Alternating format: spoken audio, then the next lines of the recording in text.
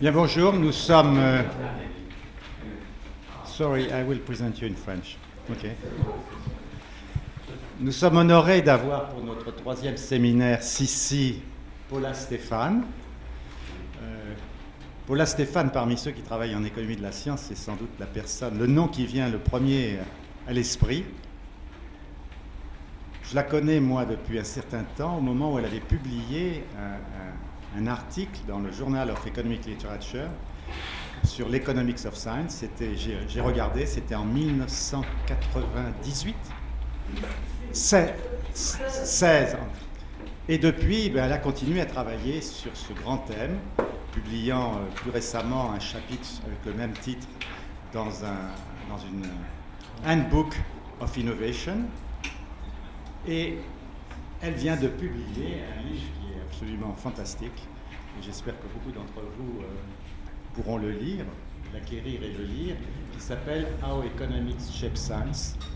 Je l'ai vu travailler pendant les 2-3 dernières années à ce livre, qui est publié à Harvard University Press. Et ce qu'elle va faire aujourd'hui, c'est nous présenter, au fond, un des aspects développés dans ce livre, c'est-à-dire les problèmes de funding for scientific research, tels qu'ils se posent aux États-Unis en particulier. On vous a distribué une petite note, un petit extrait du journal, enfin de la Letters de Nature, qui indique comment ça se pose en ce moment aux États-Unis, avec le souci qu'ont les États-Unis d'aider la recherche, surtout la recherche de base, avec les problèmes évidemment qui sont aussi les nôtres, les problèmes de crédit et de crise. Donc elle va nous montrer comment ces problèmes se posent dans une perspective un peu historique. Alors, Paula STEPHAN travaille sur ces questions générales de la science. J'ai vu dans sa présentation qui vous est aussi donnée, elle est professeure à Georgia Tech University, elle s'intéresse particulièrement à la mobilité des chercheurs et plus généralement à la façon dont les connaissances passent à travers les barrières institutionnelles. Je trouve que ces deux phrases de sa présentation résument bien ce qu'elle fait. En particulier, elle continue à travailler au-delà de toutes ces synthèses. Elle travaille sur des points précis. En particulier, elle a travaillé très récemment toute une série d'articles sur l'impact du développement des techniques de l'information, d'Internet, etc., sur la collaboration entre scientifiques et, disons, la qualité et la productivité des scientifiques. So, Paula, you have the floor for 1 hour, and I think we can have some questions, but if you think you cannot answer now, you will answer later. Okay, thank you very much. I think I already have a... I think that will work.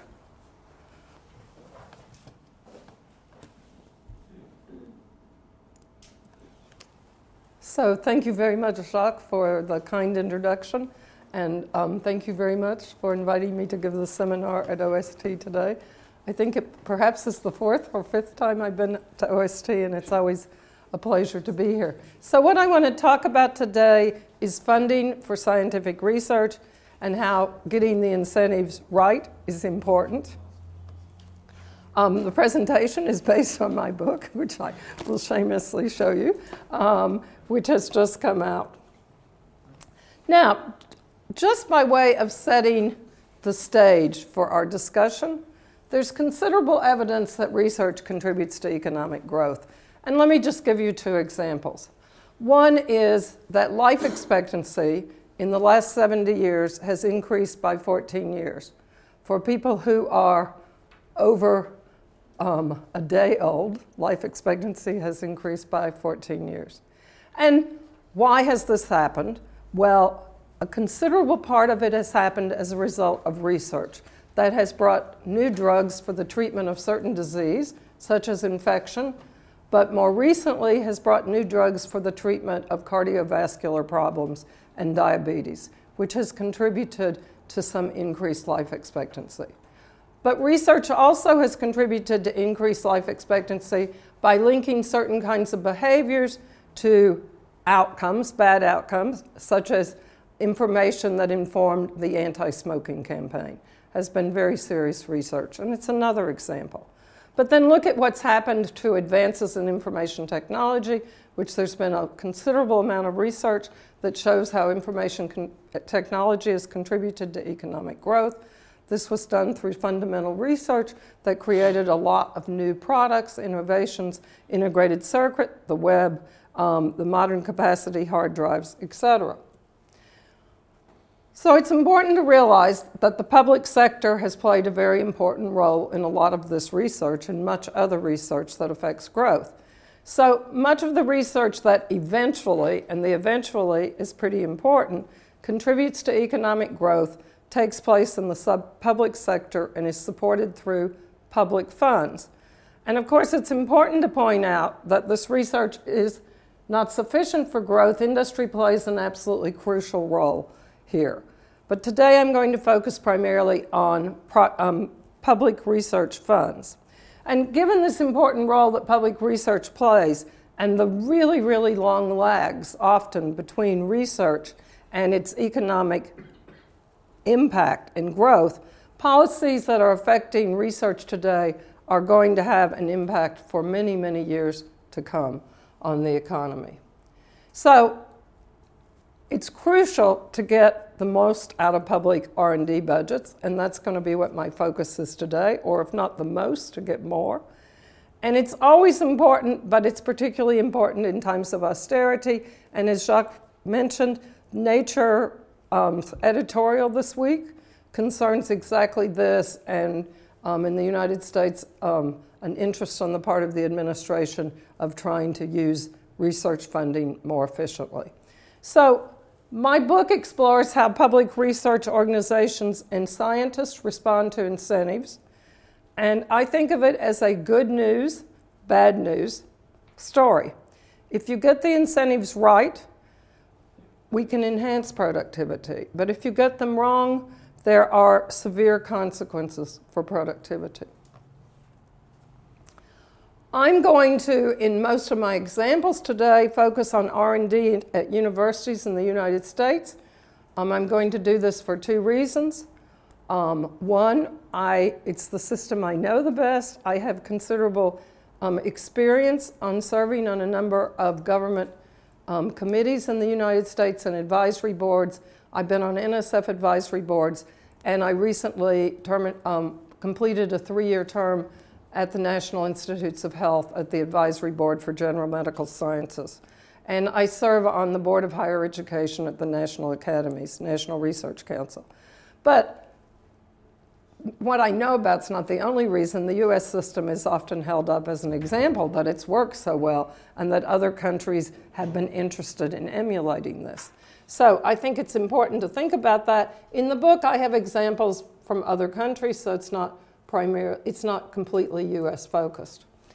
And I will end up focusing on 5 outcomes or problems that have been related to incentives created by the way we fund things. One is I'm going to talk about the strong risk aversion that seems to have developed among researchers in the U.S. because of the way grants have been structured and the consequences of that. I'm going to talk about the way the incentive system has ended up funding much older researchers and has had a very difficult time getting funding to younger researchers. And I'm going to talk about how we've ended up having a very, very expensive review system and the amount of resources that consumes and some disincentives there.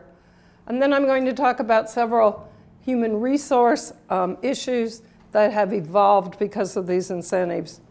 And then I'm going to really close by what may be, for many people, the most controversial thing, and that's going to be that I'm going to argue that, at least in the United States, we've overinvested in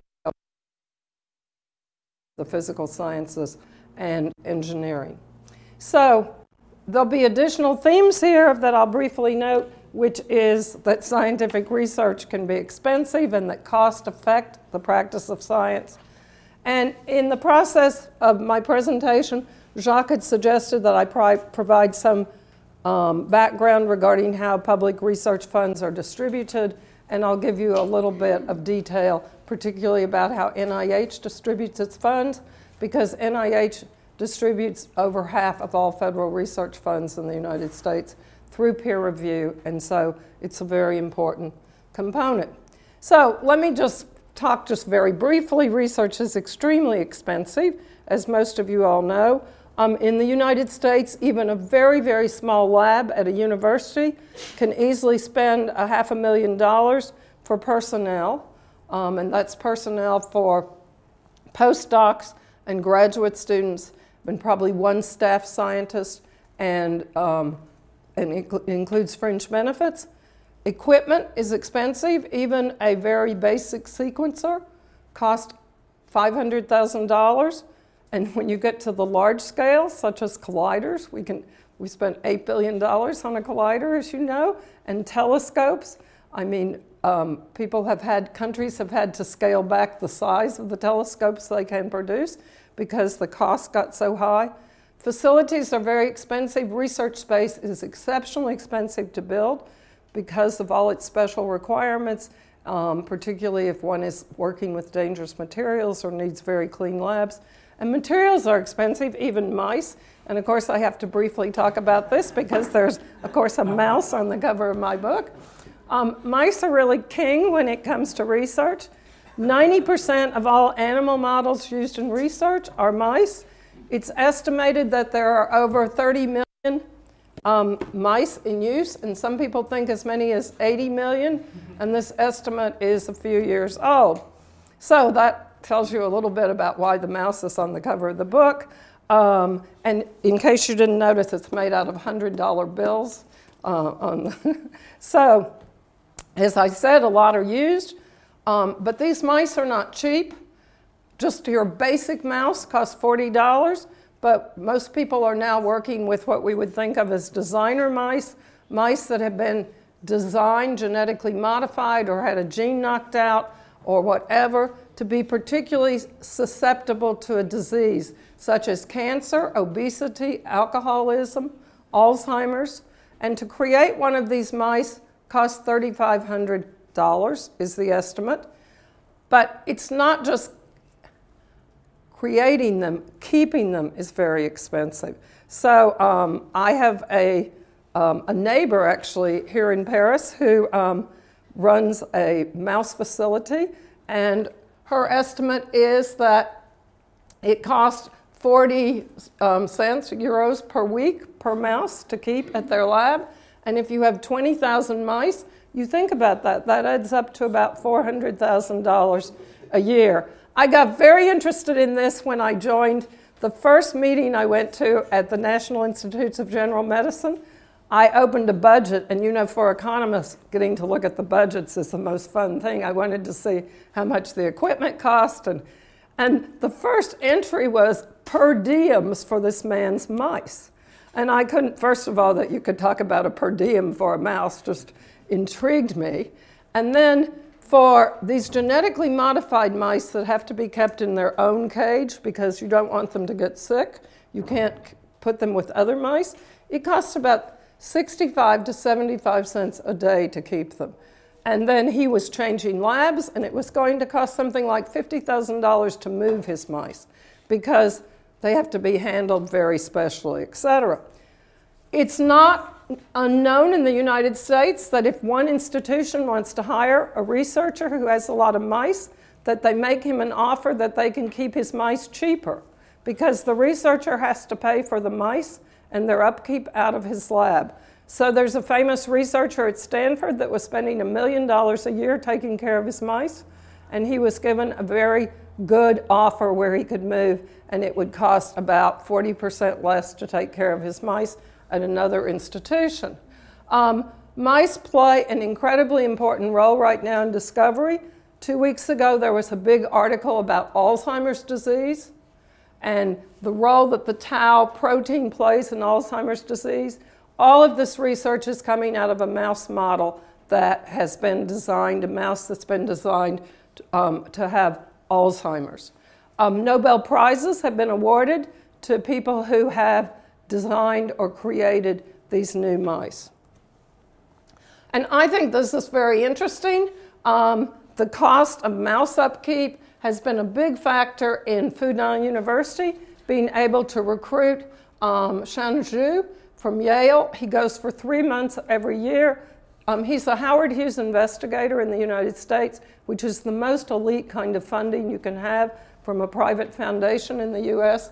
And look at, Fudan is providing facilities for 45,000 mouse cages. And if there are usually 5 mice to a cage, you think about how many mice that is. It's close to a quarter of a million. It is a quarter of a million mice. And it could easily, I estimate, cost him $12 million a year to keep these mice in the United States. But as another friend said, what university in the United States has the land space to be able to build the huge facilities that are needed to house this many mice? I mean, it's an incredible number of mice. Okay, so let me just give you, by way of background here then, since I want to talk about these kind of perverse incentives that have occurred, a 3-minute lesson on the U.S. funding system. So universities in the United States receive approximately $55 billion a year for research and development, and 60% of this comes from the federal government. And over half of what comes from the federal government comes from the National Institutes of Health. NSF plays a much smaller role, 10%, and then there's defense, energy, and other agencies such as NASA that play a role here. So this chart just shows you the blue bars are in constant dollars, the money that's come from the federal government. The little red bars are money that comes from industry, and this is the percent coming from industry. The blue line is the percent coming from the federal government. And it's always fun to see what happened when the United States, its reaction to Sputnik. You see that huge increase in the late 50s in the percent the federal government was giving. It's completely Sputnik. And you see this increase right here. That's the doubling of the National Institutes of Health budget, which was proposed by President Clinton in 1998 and passed. And I'll talk some about it. In a 5-year period, the NIH budget doubled in nominal terms from $14 billion a year to $28 billion a year. And this just shows it to you in nominal and constant dollars, this dramatic increase in the. So, universities get this funds. What do they do with it? Well, universities and medical schools in the United States perform about 75% of all published research. So the U.S. has most of our research occurs at universities as opposed to research institutes, like in many countries in Europe. And research in universities is organized around a faculty member's lab. And it's very interesting. Labs really belong to a faculty member. I mean, faculty members think of these as being their labs. When you're hired at a university, the dean gives you what's called a startup package. The startup package is for 3 years. It gives you money for graduate students, for postdocs, for equipment, and for supplies. And then after 3 years, you are on your own to find money for your lab. And you are expected to get this funding from external agencies. So, I mean, labs are so much the property, at least in name, of researchers, that this is the Amon lab at the Whitehead Institute affiliated with MIT. And on any researcher's webpage, you'll find a picture like this that shows the people who work in their lab, and they always call the lab by their name of the researcher. And most of these pictures are very basic like this. However, some labs really like to put funny pictures on, and I think this is Christine White's group at the University of Illinois, and 2 years ago, Science, the journal Science, voted a research paper of hers to be one of the most important 10 research papers of the year in that year. But, I mean, there's clearly a sense of humor there because they've also put Arnold Schwarzenegger in the picture right up here, besides just how over the top it is. Okay. So as I said, at most universities, you have to find funds to run the lab after 3 years. But at most universities, you're also going to have to find some support for your salary. So most universities in the United States expect faculty to teach, but not to teach all the time, and they can buy out some of their time on research grants. Also, faculty salaries are for 9 months, and if you want to earn more, you can have a grant that pays you for research in the summer, and of course, everybody assumes they're going to be able to do that. But at medical schools in the United States, it's even more important for faculty to find funding, and I'm going to talk more about that later. But that's because many people at medical schools, even if they have a position that says they're tenured, that they have a job guarantee, they've come up with that you can have a job guarantee, but you don't really have a salary guarantee. So unless you bring in money, you will not, in a couple of years, get any salary, and you will financially, be in a crisis. So 6 out of 10 federal dollars in the United States are distributed through peer review. And if you ask any scientist in the United States about peer review, they'll just tell you it's the gold standard. Scientists are really committed to peer review. The pluses are that it encourages freedom of intellectual inquiry. It promotes the sharing of information because, of course, one of the incentives for serving on a peer review committee is you get to read things and learn things, just like refereeing. It provides incentives to remain productive throughout your career because if you don't get, you've got to get funds, and it's an open process, and you have to stay productive to get these funds. It's open in the sense that if you don't get funding in 1 year, you can still apply the next year. And it's often been argued that it's encouraged entrepreneurship among U.S. scientists because when you meet a venture capitalist and you want to say, here's what's great about my research, here's why you should invest money in our ideas, it's not that much different than what you tell the NIH as to why they should invest money in your research. You become specialized at selling your research to other people. The majority of grants in the United States are for 3 to 5 years. These are very short-term grants, which means faculty are almost always in the process of writing or renewing grants. As I said, your salary is part of the grants, but it also has funds for graduate students, postdocs, equipment, and materials, and indirect recovery. So every university, if everything you're asking for is like $1 million, the university will say you have to add 50% to that, or it varies slightly by university, so you will ask for $1.5 million, and the university takes the $500,000 to supposedly pay for the heat and the electricity and running administration, etc. We could spend a long time talking about that. It's a very controversial issue in the U.S.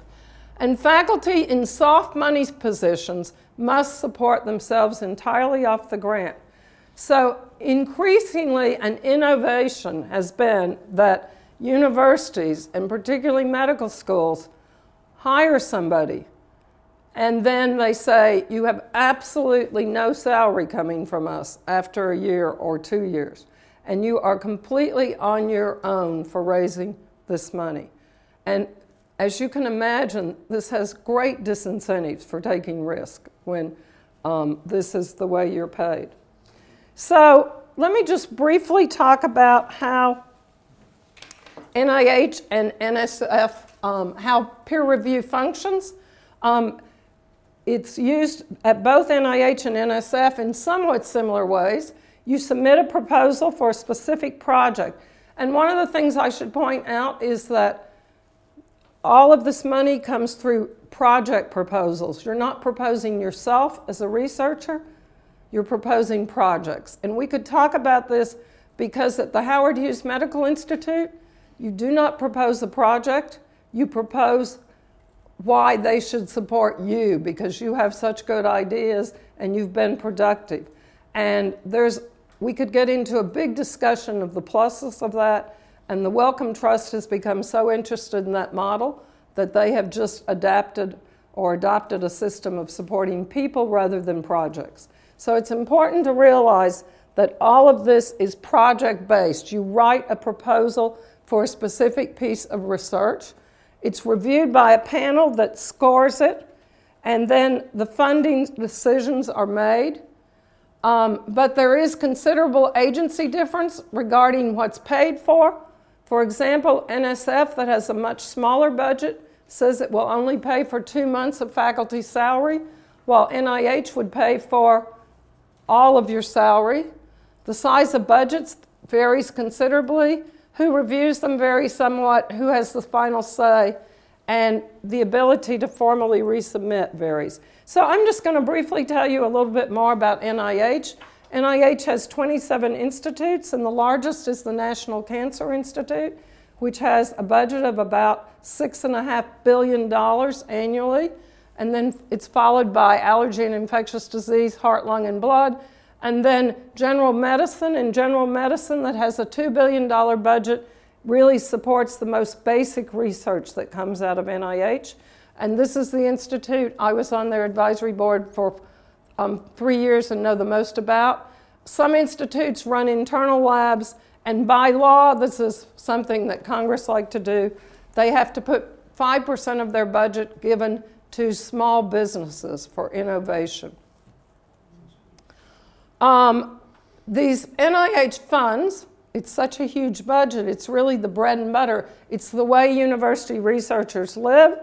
The budget includes funds, as I've said, for staff, graduate students, postdocs, faculty salary, equipment, and indirect cost. And the most common of these grants is called an R01. How does it work? You submit a proposal. There are 3 distinct times during the year you can submit it. It's assigned to what's called a study section, which is a group of reviewers. And these reviewers get it beforehand, and then they score them or they evaluate them and they triage them. They decide that 50% of them they're not even going to waste their time to talk about when they physically meet.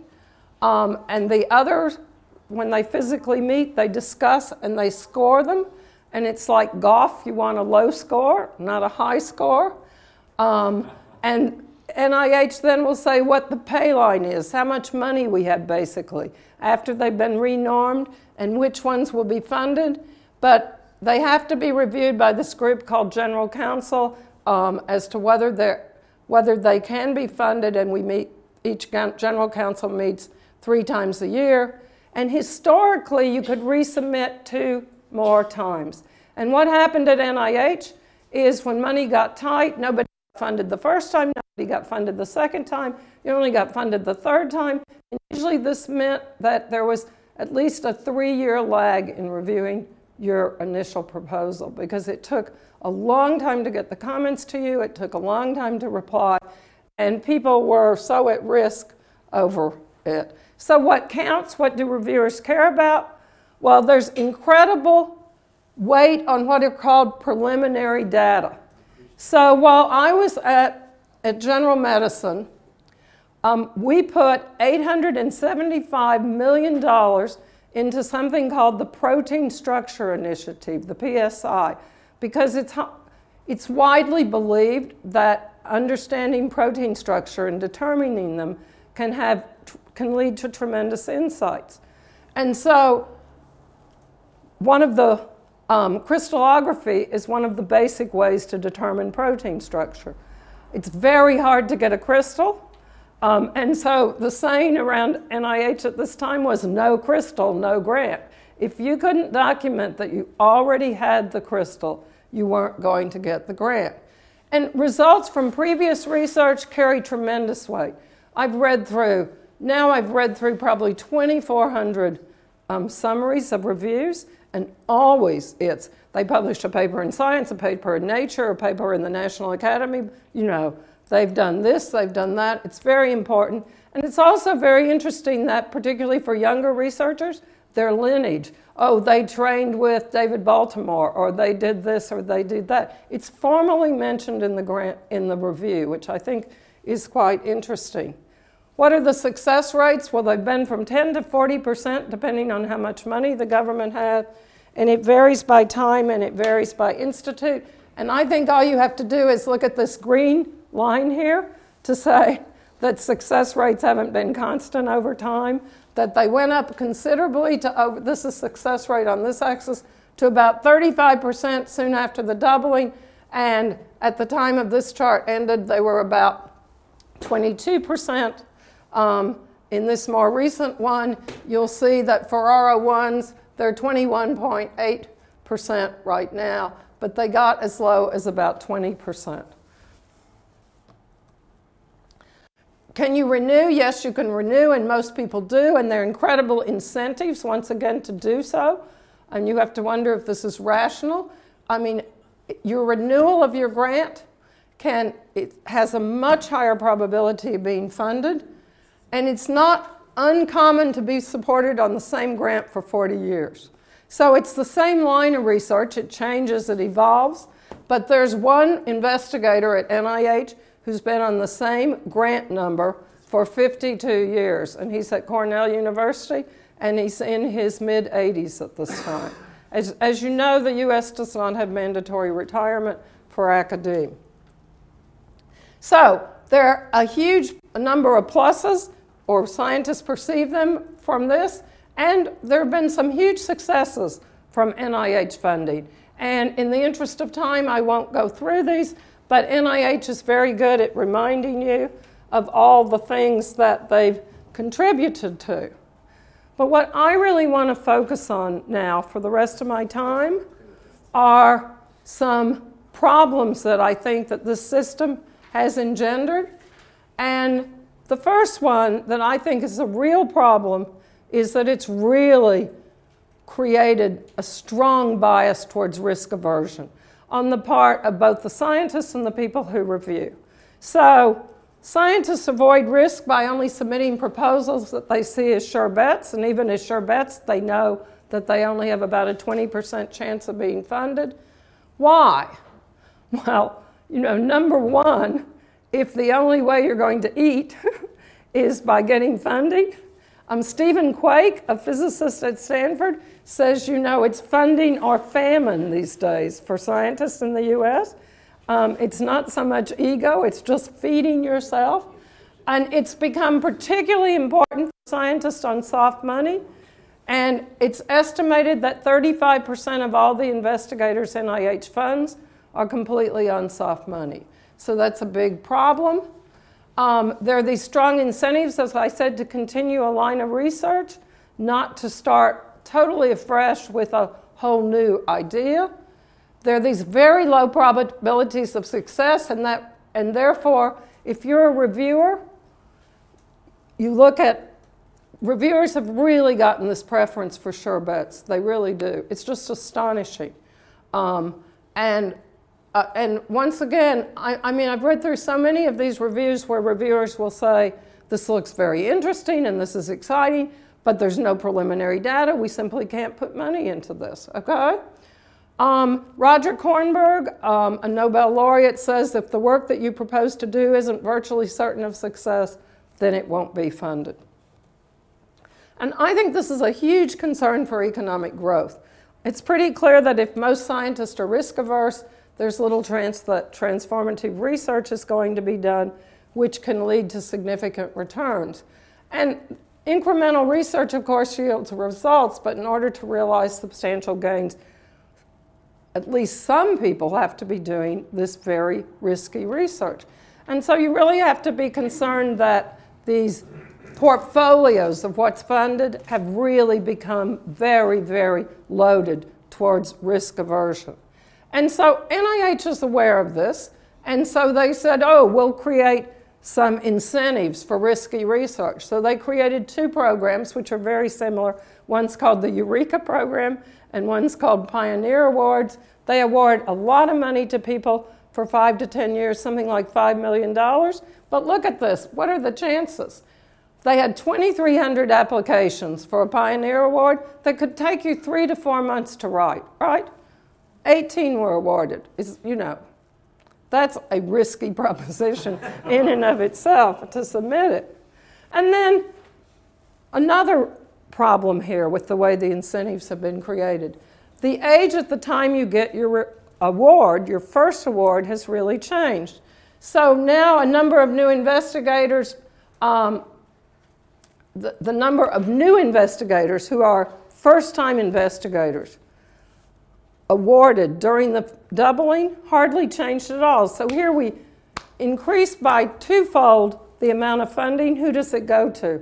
It went to established investigators. So what happened is established investigators who had one grant got 2 grants. Universities said, oh, you're so good, we'll give you more floor space, we'll give you more of this. And that's where it went. And success came later in careers. The age at first grant for a new investigator went from 37.2 years to 42.4 years in a fairly short period of time, okay? And the reasons, if you have to have preliminary data, it can take you a long time to be ready to submit your first proposal. And as I said, historically, you didn't get funded the first time, you didn't get funded the second time. So if you spend 3 years getting your preliminary data and 3 years in resubmissions, and then institutions are hiring people slightly later, I think it's a concern, both because there's some relationship, I believe, still between age and productivity, although Jacques and I could discuss this quite a bit. But I also think we need to be investing in some new investigators to carry on for the future. I mean, they're the seed corn of where we're going. So what you need to just look at here are these red bars. These are new investigators, okay? And the blue are the number of grants going to established investigators. We look at during the doubling how the blue bars increased and how the red bars stayed fairly constant during the time. And this shows you the percent of new investigators getting funding, and you just see that it really went down. And this is during a period when the size of the biomedical workforce in the U.S. is growing tremendously, primarily because of new young people. So this, I think, is just incredible. It tells you, in terms of the age distribution, as who were getting these grants. And look at this. In 1995, only 14.5% were over 55 years of age who were getting grants, and 25% were 36 or younger, okay? Look at, by the end of this period, 15% were 36 or younger, and 27.6% were over 55. This system of being risk averse, of wanting preliminary data, etc., really shifted this age distribution considerably. Now, Elias Zerhouni, who was the head of NIH, perceived this as a huge problem, and his parting shot, you know, the director of NIH is a presidential appointee, and he was a Bush appointee, and so in 2008 he left.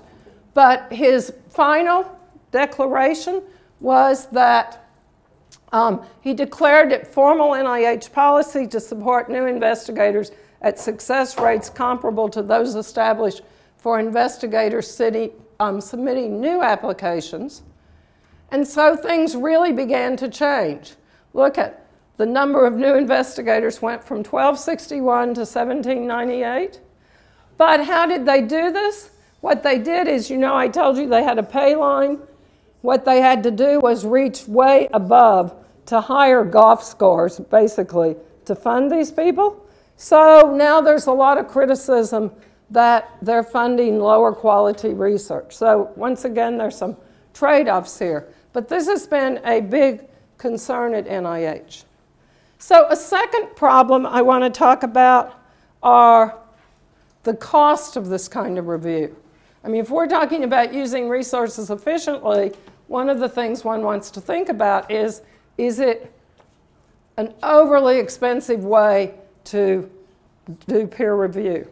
So it's been estimated that researchers who are supported on federal grants spend 42% of their time on administrative tasks.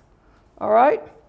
And part of this is submitting the proposal. Part of it is all the reports that are due. But you can really, most principal investigators have really become like heads of small firms and spend a great deal of time in administration.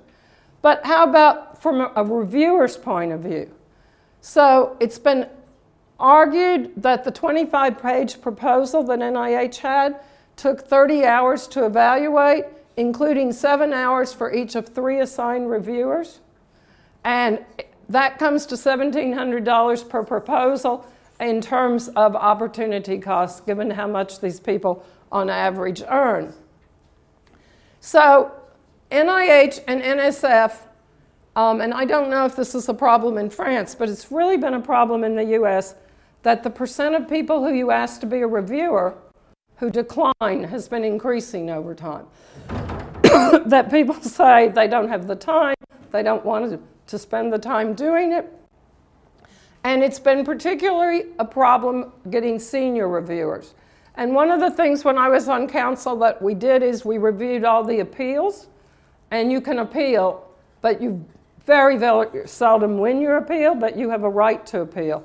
And most of the appeals are based on the argument that the reviewer was stupid. Or didn't know what I was saying. But actually, some of them are very cogent, make a very strong case that the proposal was really reviewed by somebody who just simply was ignorant of a specific field or whatever. So what did NIH do in response to this? They have tried to respond. So first of all, they said, oh, we can save time if proposals are shorter. So they just changed the proposal from 25 pages to 12 pages. And then they said, it's a waste of time resubmitting 2 times. You can only resubmit once. And it had been a concern that after triage, if you were part of the 50%, and most of these were younger people, or a lot of them, that you didn't even get a score. You didn't have a clue what your proposal, how well it did. So now everything gets scored, so at least you get some signal. And then they made it easier on reviewers. They said you have to come to 12 meetings, but you can do them over 6 years rather than over 4. And if you come to 18 meetings, we're going to give you $250,000 extra, basically, on your grant. And if you have 3 grants, and this is quite telling, there are a number of people who do, then you have to serve as a reviewer. You cannot say no, thank you. You have to do it. So then let me talk about some of the human resource problems that I think this incentive system has created. A big concern of mine, and something I've spent a great deal of time looking at, talking about, is the way in which the United States, much more than any other country in the world, the way we staff our labs. So most university labs, the people actually doing the research, and I can show you this using bibliometric data also, most of the people are graduate students and postdocs, okay? And there are a lot of good reasons for this, or there are a lot of pluses to this. They have fresh ideas, they're flexible, they're temporary. You know, if you don't get your grant renewed, you can say goodbye. And they're cheap, okay? And cheap is definitely part of this. And, you know, you can think of this as a pyramid system, or I often refer to it as a pyramid scheme, okay? In which you have the principal investigator at the top and a few staff scientists, and then a lot of postdocs and graduate students and some undergraduates. And it's going to work as long as the funding environment is growing very quickly. If you're completely staffing all your research with new recruits, the top is growing really fast, the opportunities. But what's happened is it's become increasingly difficult for young researchers to find independent research positions in academia or in government.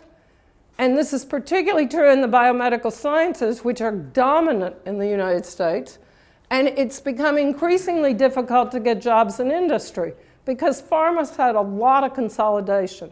And this has meant that they're not hiring that much. So what has happened is we have a very large group of disenchanted young researchers in the United States, many of whom are international, who they simply cannot find good job matches for themselves. And they are very disenchanted, quite vocal, and I would argue that it's socially remarkably inefficient. this just gives you an example in the biological sciences in 1973. 5 to 6 years after you came out, you had a 55% chance of being a tenure-track professor. Today, you have a 12.5% chance of being a tenure-track professor, okay? What happens to you while you're a postdoc or you're in industry or you're in government or you're out of the labor force, which about 10% of them have done or are working part-time. Now, what I find really interesting here is that there's evidence that while this has gotten much worse lately, it's been going on for a while, and even the very best have had problems. So NIH runs a program called the Kirstein Postdoctoral Fellows, and you have to be it's a very elite program. They choose only 100 a year. It's to fund you as a postdoc. You can go to anybody's lab who will take you. You have your own funding. It's a period where you could supposedly be very creative, do very good research. So this is an interesting piece of research by David Levitt, who's a biomedical professor at the University of Minnesota, and he got the names of all the Kirstein Fellows from 92 to 94.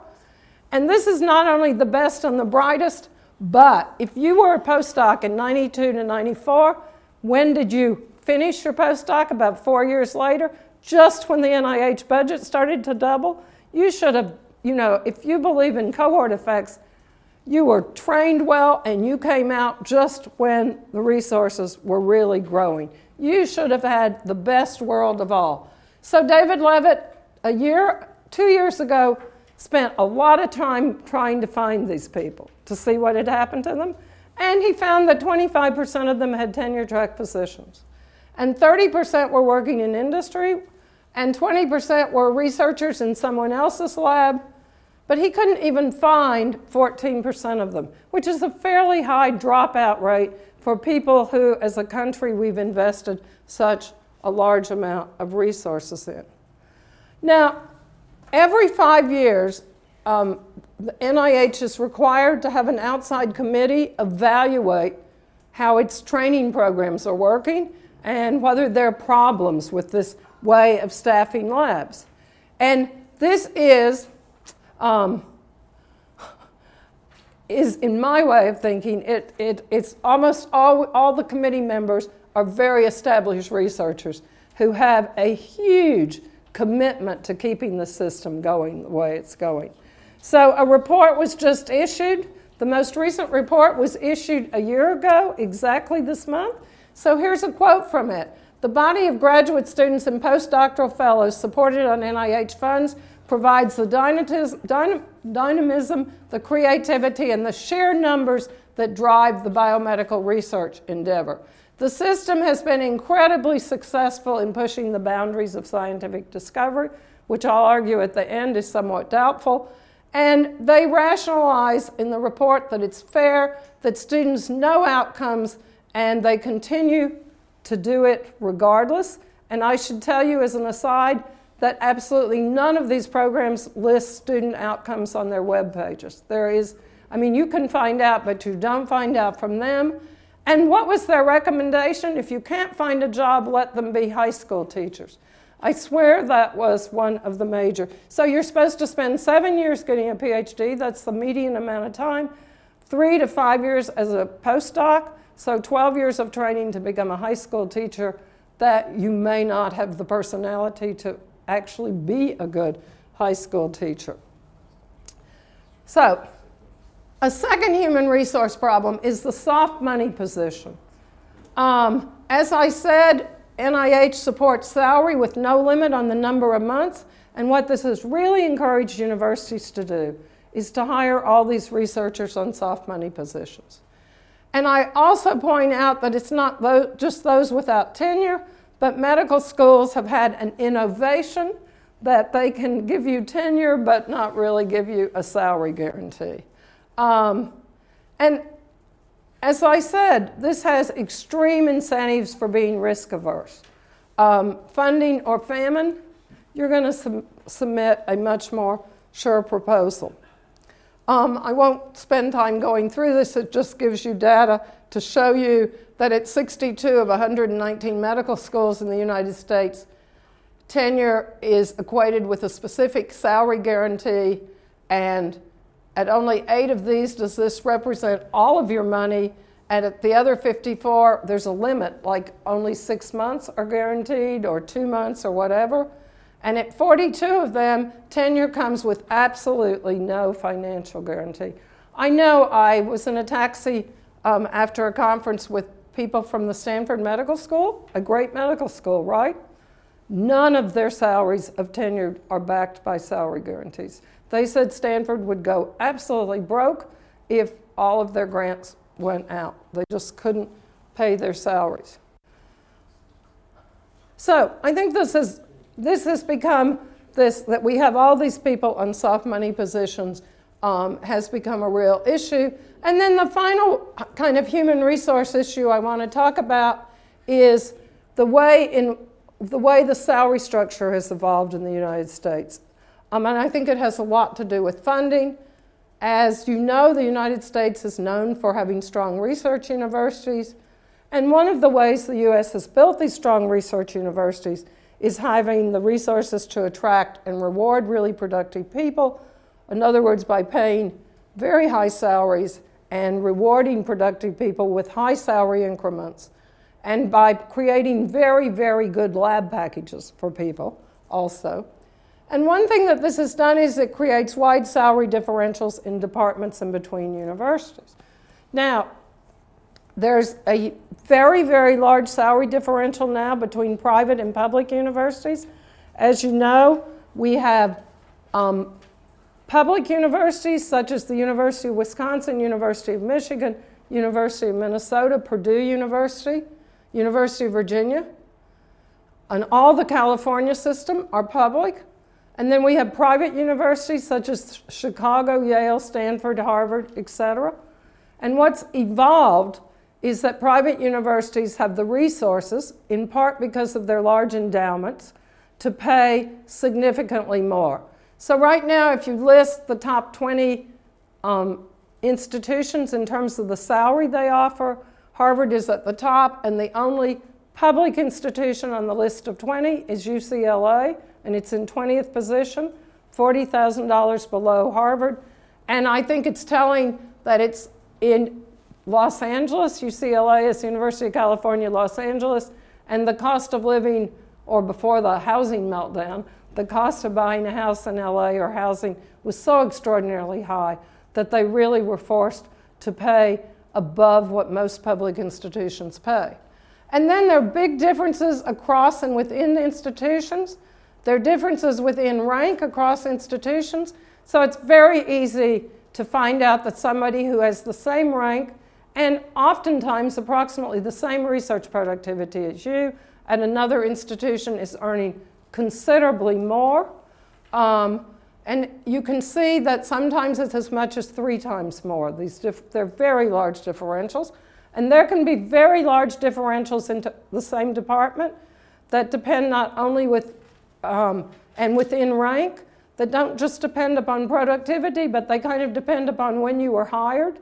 In my department, in the 1990s, we had very growing budgets. And when we hired people, we hired them at top salaries. And there could be people who'd been there 2 or 3 years before who got just considerably less. So one of the things I do in my book is I show that inequality is considerably on the rise in academia in the United States. The gap between the haves and the have-nots has become, as you may be aware, a huge issue in the United States. The Occupy Wall Street movement, and then the we are not the 1%, or we are who's the 1%, was very dominant in the news this fall. And so there have been a lot of reports written on what income inequality is in the United States. But what's interesting is that within academia, inequality has grown at almost 3 times the rate of growth of inequality in the larger society. It's not as great as it is in the larger society, but the rate of growth in inequality is much greater in academia. And I'm a believer that inequality contributes to research productivity by attracting and rewarding productive people. But I really think there becomes an issue at where one draws the line or a tipping point here. And I think this has really become a problem for the United States. And I think there are at least two concerns with this right now. One is the divide between rich and poor universities. So this divide is almost exclusively between public and private universities. So very recently, we've watched the University of Wisconsin lose a number of very strong researchers and be hired by places like Harvard and Stanford, who can offer them significantly larger packages. And there is a big concern that a lot of the very, very strong public universities in the United States are at risk of really losing a lot of the human resources that made them great. And that there will be much more of a sorting and even a stronger concentration of 10 really great universities and everything else much more mediocre. And then I think there's a problem of substantial income inequality within a university and department at some point can threaten, I think, the fabric of the university. Strong universities are clearly built by faculty working together to build new programs and curricula and by providing excellence in the classroom. And if the only thing that's rewarded, and it's rewarded with huge amounts of pay differentials, is research productivity, then I think it becomes increasingly hard to get faculty to work together on curricula changes, et cetera. And I think this is very interesting given all countries seem to want researchers to collaborate more. You know, there are huge moves in almost all funding systems to promote collaboration. Well, one has to really think about what these huge divides in salary or these huge gaps in salary do towards collaboration. Whenever you collaborate on a grant with somebody, you see you know exactly how much they're getting. And at some point, if you're of the same rank, do you want to work hard helping somebody else get research funded or published when they're earning 3 times what you're earning and may be very involved in other things and not have the time to really work on it? And then finally, I want to conclude with talking about the mix of what the United States funds, of how we're spending our resources. Okay? And this graph shows the share of university, and it's missing a word here, the university federal R&D obligations by field. Now, what you really need to look at here is up here are the life sciences, primarily the biomedical sciences. So do you see this is percent on this axis? So the biomedical or life sciences get 67% of all federal funding in the United States. So down here we have psychology, social sciences, math, environmental, and engineering, and physical sciences. And they're quite flat, and you could particularly look at what's happened to the physical sciences. It's at a 35-year low in terms of its percent. You can, of course, see how the percent going to the life science says I'm benefited by the doubling, et cetera. So why does the U.S. have this incredibly heavy focus, and a much heavier focus, as far as I can determine from Europe, on the biomedical sciences? Well, first, I think there are a couple of reasons. And these are just primarily hypotheses on my part, but this is an extremely there's an extremely well organized health research lobby in the United States. Just to tell you a story, the current director of the National Institutes of Health, who replaced Zerhouni, is Francis Collins. And Francis Collins, the very first thing he did the first week he was director is he had an open meeting with the public, okay, with stakeholders in Washington. And I went because I was there for general medicine. And as you went in the room, they had it was in an auditorium that held 400 people at NIH. And as you went in, they had a list of participants. And when you started flipping through it, I noticed all of the participant organizations started with an A, because almost every organization was the American Association of lung problems, of dermatological problems, of certain kinds of cancer. They became very, very, very specific organizations. And what really astonished me, tells you how naive I was, is that when he had an hour open question period, and unabashedly, at least 20 people stood up, introduced themselves. They were president of the American Association for the Advancement of, mitral valve problems or whatever. They would say, we would like to know what you're going to do for our disease. I mean, specifically, our disease, we have followed it, only got, $500 million last year, and we need more. We have this many people dying of this many young children with this, whatever. It was all, what are you going to do for our organization? Now, what you have to understand is, why are these organizations there? They're there to go to Congress and to lobby. And there's some really interesting research by David Mowry and some of his students that shows that this lobbying seems to pay off in terms of getting NIH's attention in terms of what they may focus. But more generally, it convinces Congress that the public really wants research in health. And I think it doesn't hurt that Congress is older. The average age of members of the House of Representatives in 2009 was 56, and the average age of senators was almost 62, and both chambers are considerably older than they had been when they were at their youngest, when the House was 48 and the average age of the Senate was 52. And this had been NIH's real key resource in the Senate, was Senator Arlen Specter, and he's the person who really brokered getting a lot of the extra resources to NIH. He actually lost his seat. It's a long story recently, but he's a 3-time survivor of cancer. And he spoke very eloquently about the importance of it. So you have all this funding going to the biomedical researchers, and what has happened, what's another kind of interesting way this plays out? Well, this shows you square feet for research space at universities and medical schools in the United States. Once again, you only need to look at one thing. This isn't percent, it's actual square footage. Well, those little gray boxes are biological, biomedical, and health sciences. That's where all the new research space has been. Look at how pretty flat research space for other fields are. These are the labs that these people are doing their research in. Incentives have played a huge role here, of course. Universities said, oh, there's all this NIH money.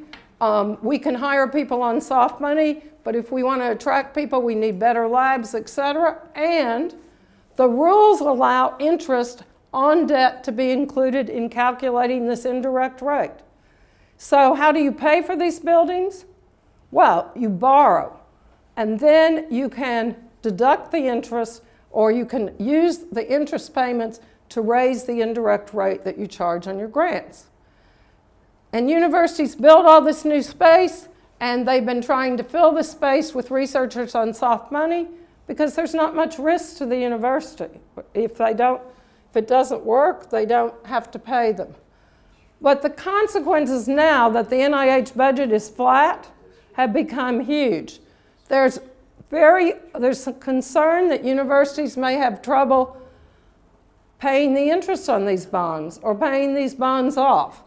Given that the NIH budget's not growing, and unless they default, which is of course a possibility, somebody's going to have to pay.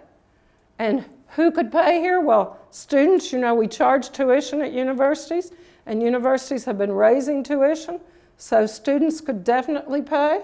Faculty could pay by getting lower salary increases or getting decreases, as has happened in some places recently, or other disciplines. And I think a lot of it will be other disciplines. Universities saying we simply don't have the resources to expand these other departments, or we're going to cut other departments because we have all this space we have to do something with. So more generally, I think, and in closing, let me say that I think we could argue that this mix may be inefficient and that it may be time for the United States to rethink what our portfolio is, what we're investing in R&D. Biomedical research has clearly had what we could think of as a great run. It's created a lot of very strong breakthroughs. But in the book, I make the case that one could argue that the marginal product of another dollar spent in the biomedical area right now is not as high as it once was. And I think that we can see diminishing returns suggested by the very, very slowed rate of new drugs that are being brought to market. And there's been a remarkable number of failures of research that looked like it was going to pay off in terms of new drugs. And there's been a lot of concern that the basic research behind it has just in some sense been lacking. In part, let me once again say, because of incentives. I know people at the medical school of Stanford who will say that they've trained their students. You know, all the students in the pyramid scheme, they've made them specialize so much to be part of this large apparatus that they don't have any understanding of human physiology. And so it looks really promising when you look at it in a very narrow sense, and as soon as you get anywhere near a human model, it fails. Then there have been some very interesting studies that show, well, what happened to US publications with the doubling of the NIH budget? You would at least think they would grow, right? That you'd get something more out of it. And there's very little evidence that the publications in the biomedical field within the US increased by a very large factor during this period. And there's considerable other research there that looks at that. And then it's important to realize that a lot of the breakthroughs that have contributed to better health outcomes have not been developed by people in the biomedical fields. So the laser has certainly had a huge impact in surgery. I mean, it wasn't developed by people in the biomedical field, it came straight out of physics, okay? And the MRI, magnetic resonance imaging, this is completely something that came out of physics.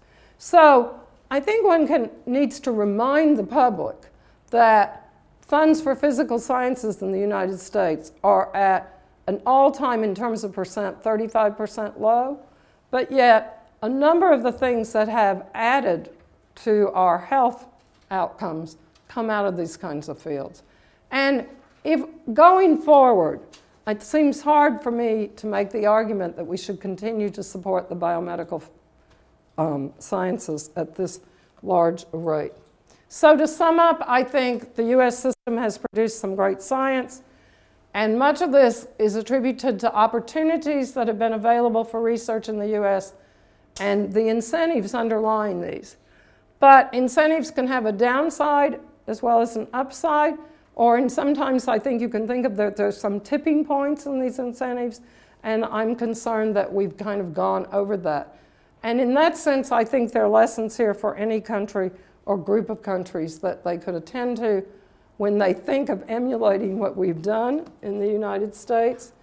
And I particularly think that you need to beware of funding that's allowed for, of what you allow funding for. I think this innovation I put, of soft money positions has really caused us problems in the United States. And the response of universities to it, I think, has really caused problems. And Bruce Alberts even had an editorial in Science about this. He's the current editor of Science, but he had been president of the National Academy of Sciences, that he concerns that we have gone over on soft money positions. And also this huge commitment beginning in the early 90s to support university labs off of grants by funding postdoctoral appointments and graduate students has been a problem. And then let me just close by saying I don't think more money is always the answer. people in science always just say, well, if you just gave us more, it'll solve our problems. And one of the very interesting things is that the doubling of the NIH budget really didn't have all the good outcomes that people had predicted would come out of it. And this just lists a number of kind of perverse things that were associated with it, or at least not positive outcomes that came from it. So I'll stop there.